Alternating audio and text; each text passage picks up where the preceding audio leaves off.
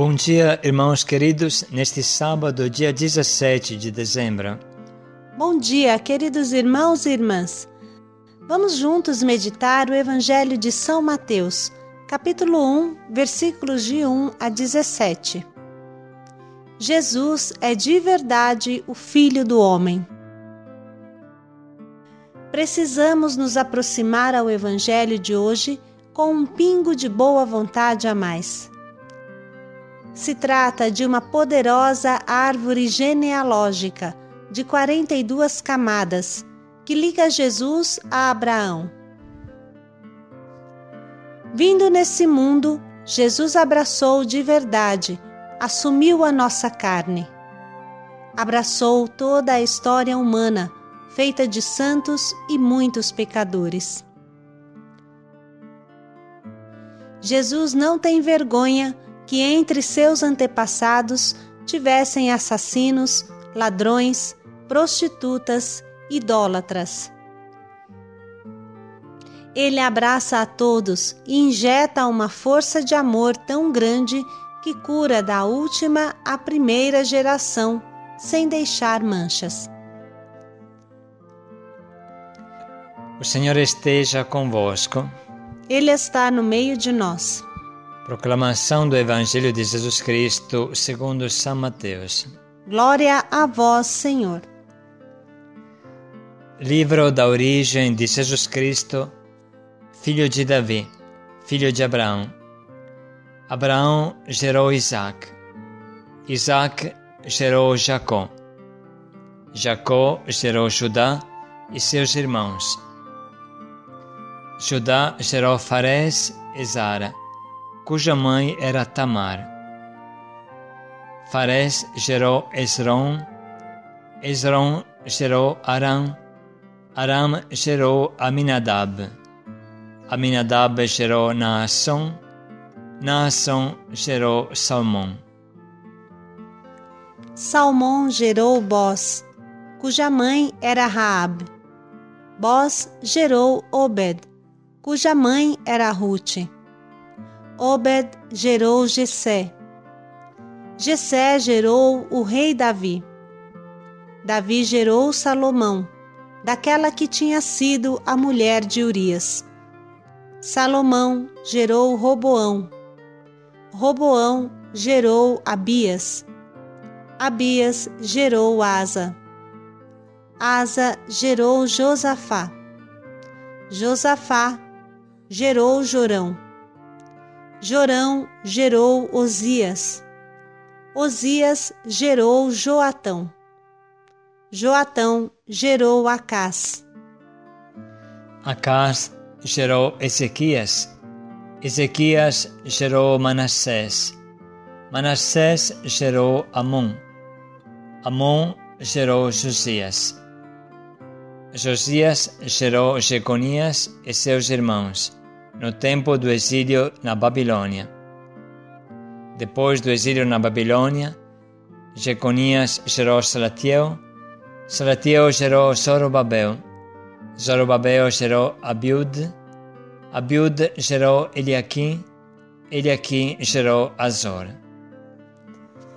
Azor gerou Sadoc. Sadoc gerou Aquim. Aquim gerou Eliúde. Eliúde gerou Eleazar.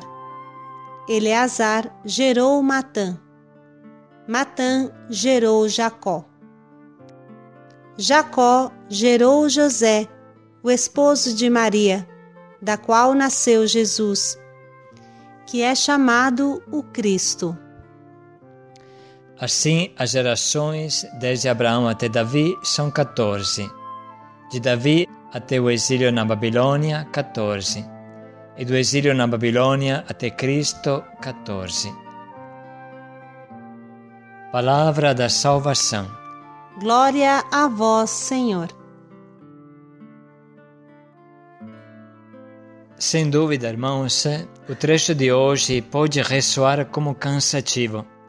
Escutar essa série de nomes, gerações e gerações, não faz parte da nossa cultura. Mas tem um sentido e não é por acaso que encontramos esse trecho na liturgia antes do Natal. É bom saber que Jesus costumava se chamar Filho do Homem. Filho do Homem. Assim ele frequentemente se definia. E o que significava esse título, Filho do Homem? É suficiente pensar e refletir um minuto. Quando se fala de Jesus, muitos dizem: ele era bom porque era Deus. Ele fazia milagres porque era Deus. Ele ressuscitou porque era Deus. Ele rezava tão bem porque era Deus. Eu não sou Deus. Então Jesus não é um exemplo para mim. Eu não tenho a divindade dele. Pelo contrário, tenho uma humanidade fraca. Sou de barro. Então, posso pecar. Esse raciocínio é muito errado, porque transforma Jesus em um ser angelical e mata a sua natureza humana. Ai daquele que não reconhece Jesus como autenticamente humano e histórico. Por isso que os evangelhos não poupam palavras para demonstrar que Jesus tinha em suas veias o sangue da raça humana. Ele tinha o sangue de Abraão, de Isaac, de Jacó. Ele tinha o sangue dos santos e assassinos que o precederam. Ele tinha o sangue das prostitutas e estrangeiras que se encontram na sua linhagem. Irmãos, com clareza e sinceridade, os evangelistas relatam a árvore genealógica de Jesus. Sabemos que isso era muito forte, porque os antigos enxergavam toda a raça humana como um homem só, que ia se desenrolando no curso da história. Os povos primitivos, em especial o povo da Bíblia, tinham a impressão clara de serem um único corpo com os antepassados deles, os presentes e os futuros. Serve como exemplo o que encontramos na carta aos Hebreus. Na verdade, Levi ainda estava no corpo de Abraão, quando Melquisedeque foi ao seu encontro. Agora, mesmo que a gente não conheça o fato de Melquisedeque e Abraão, observe o que se fala nesse texto. Levi, que nasceu séculos depois de Abraão, se encontrava no corpo de Abraão. A consciência é que esse homem, mesmo tendo nascido séculos depois de Abraão, estava no corpo de Abraão. Percebe que é como se fosse uma fita enrolada que vai se desenrolando no decorrer da história. É como se o homem fosse um terço. Sabe o terço para rezar? O terço de Nossa Senhora. Um terço composto por vários grãos, várias contas. Pois bem, imagine que uma dessas contas toque o chão. Esta conta representa aquele que está vivo nesta terra agora, você. Mas logo você vê que após esta conta vem uma outra conta, que é o teu filho. O pai vai morrer, mas é o filho que toca o chão. E assim vai por diante. O filho recebe o DNA e não é ele que se inventa o DNA. Ele recebe toda a herança da geração que veio antes dele e vai transmitir toda essa herança a quem virá depois dele. O terço representa a humanidade. A humanidade é uma coisa só, é um terço só. E a humanidade é composta de homens que são as contas, mas quase que poderíamos dizer que a humanidade é um só homem. Assim você pode olhar para todos os que foram e se sentir unido a eles através do DNA. E pode também se sentir unidos a todos aqueles que virão. Na verdade, irmãos, Jesus tinha dentro de si o sangue de todos os santos e assassinos que o precederam. Ele mergulhou de verdade na natureza humana, prostrada, ferida mortalmente pelo pecado. Ele se tornou carne humana, fraca, igual a você, igual a mim. Em Jesus reviviam os instintos do rei Davi. Revivia a sua fraqueza que pecou com Betsabeia e sua maldade em provocar a morte de Urias. Entre os antepassados de Jesus, haviam mulheres de má fama. Tamar, a cananeia engravidada por seu sogro Judá. Raabe, prostituta cananeia em Jericó. Rute, a moabita de sã conduta, mas pagã. E Betsabeia, que, como falamos, adulterou com Davi, e foi mãe de Salomão, o qual teve 700 mulheres e 300 concubinas. Se tivéssemos tempo, poderíamos continuar com mais precisão, mas estes acenos são suficientes para entendermos. Depois deste relato, ninguém tem direito de desanimar, porque mais ferida do que a genealogia de Cristo não tem. Porém, Jesus, que se mergulha no fundo da fossa, onde está preso o homem pecador, não peca. Muito pelo contrário, injeta na humanidade uma potente injeção de adrenalina espiritual que faz reviver o homem morto pelo pecado. Jesus repercorre a história no sentido contrário, ou seja, um facho de luz no passado e no futuro. Jesus, irmãos, é de verdade o filho desse homem ferido de morte, pecador, sujo, preso na fossa. Através da encarnação, Deus estreita um laço de carne com sua criatura ferida. Mas o pecado não consegue segurar Jesus no túmulo. Pelo contrário, o amor de Jesus mata o pecado, mata a morte e liberta a humanidade inteira. Irmãos, a ação de Jesus sara a humanidade, para trás e para frente. Salva todo homem que veio e todo homem que virá nesse mundo. Essa é a essência do Natal, a profundidade do Natal. O menino Jesus salva os homens que o precederam e aqueles que vêm depois até o fim dos tempos. A força que corria nas veias de Jesus hoje corre em você. Em virtude do batismo, você foi salvo. Jesus assumiu a tua carne fraca e pecadora e venceu, para te dar a força de vencer. Portanto, hoje podemos viver este propósito, agradecer Jesus sem parar por ter nos dado uma vida nova, apesar de todos os pecados que cometemos na nossa carne. Podemos, irmãos, pensar em todas as potencialidades que você recebeu do teu relacionamento íntimo com Jesus. Você pode se confiar a Ele, pode entregar nos braços de Jesus todas as tuas feridas, todo o teu fracasso, todo o medo, porque é Ele quem cuida de você. Enfim, pode renovar a tua esperança interior e a tua certeza. Vai dar certo. Com Jesus, tudo vai dar certo, porque eu tenho uma vida nova dentro de mim que vem dele. Pensando nisso, vamos agora refletir sobre o propósito que nos sustente nesse dia.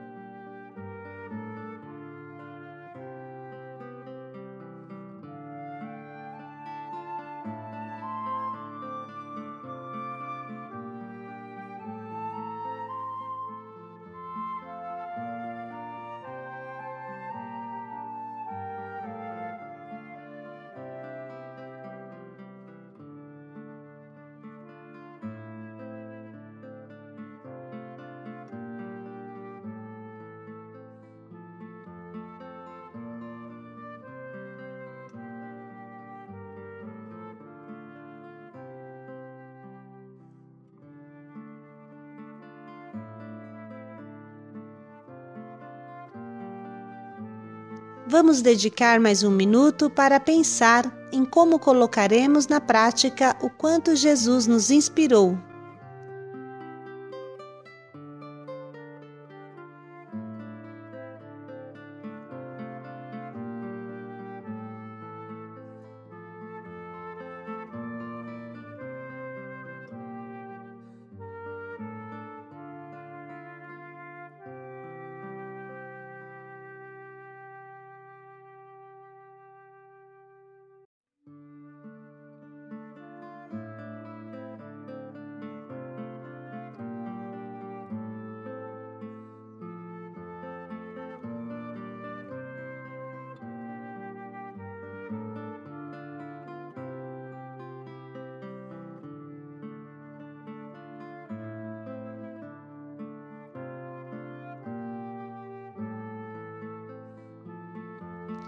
Jesus, o Filho do Homem.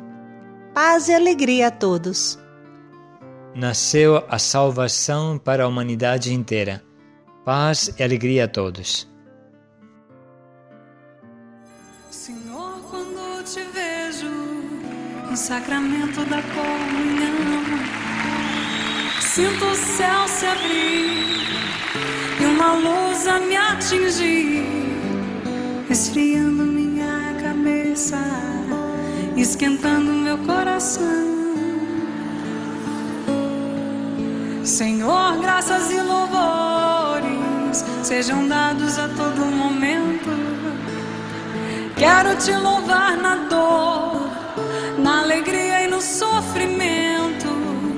E se em meio à tribulação eu me esquecer de ti,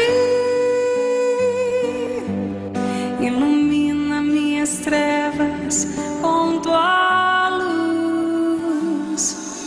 Senhor, quando te vejo no sacramento da comunhão, sinto o céu se abrir, uma luz a me atingir, esfriando minha cabeça, esquentando meu coração. Senhor, graças e louvores sejam dados a todo momento. Quero te louvar na dor, na alegria e no sofrimento. E sem meio à tribulação eu me esquecer de ti. Ilumina minhas trevas com tua luz. Jesus, fonte de misericórdia que jorra do templo. Jesus, o Filho da Rainha. Jesus, rosto divino do homem. Jesus, rosto humano de Deus. Jesus, fonte de misericórdia que jorra do templo. Jesus, o Filho da Rainha. Jesus, rosto divino do homem. Jesus, rosto humano de Deus. Chego muitas vezes em tua casa, meu Senhor, triste e abatido, precisando de amor. Mas depois da comunhão, tua casa é meu coração. Então sinto o céu dentro de mim. Não comungo porque mereço, isso eu sei, ó meu Senhor. Comungo pois preciso de ti. Quando faltei à missa, fugia de mim, de ti. Mas agora eu voltei, por favor aceita-me. Jesus, fonte de misericórdia que jorra do templo. Jesus, o